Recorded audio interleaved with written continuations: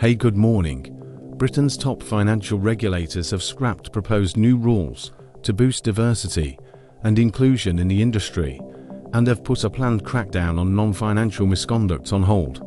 The Prudential Regulation Authority (PRA) and the Financial Conduct Authority (FCA) announced on Wednesday that they would not proceed with further regulations following industry feedback and pending legal changes.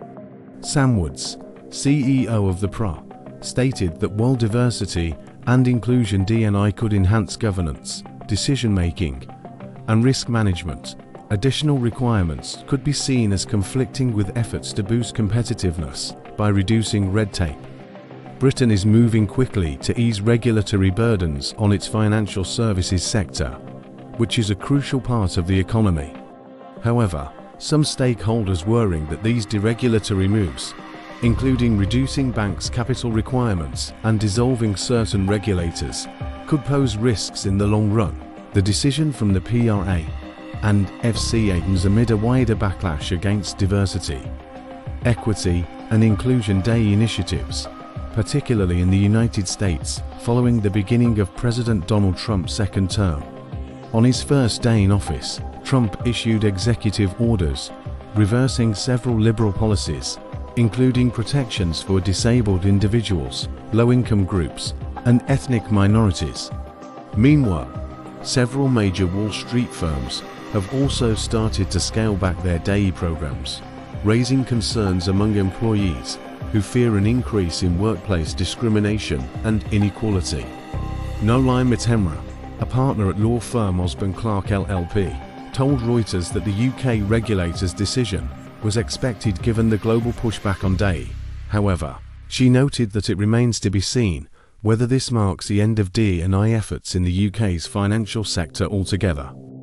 The FCA also announced that it would abandon proposals to introduce a public interest test for announcing investigations into regulated firms. This initiative aimed to improve transparency in enforcement and deter misconduct. However, UK lawmakers strongly opposed the plan, criticising it in a report titled Naming and Shaming: How Not to Regulate. The report called for the proposal to be scrapped entirely. In response, the FCA said that while it would not implement the public interest test, it had observed significant support for confirming ongoing investigations that were already public knowledge.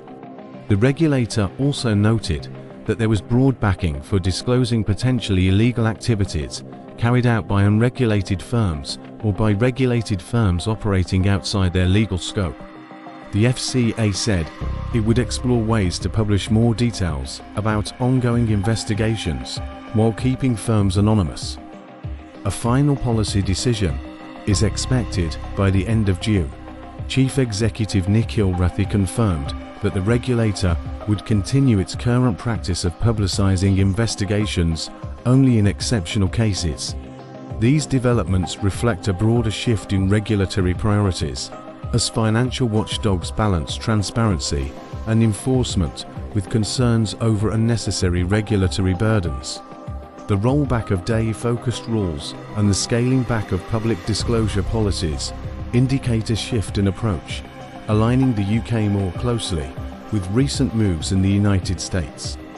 Whether these changes will benefit the financial sector or create new risks remains a subject of debate among industry experts and policymakers.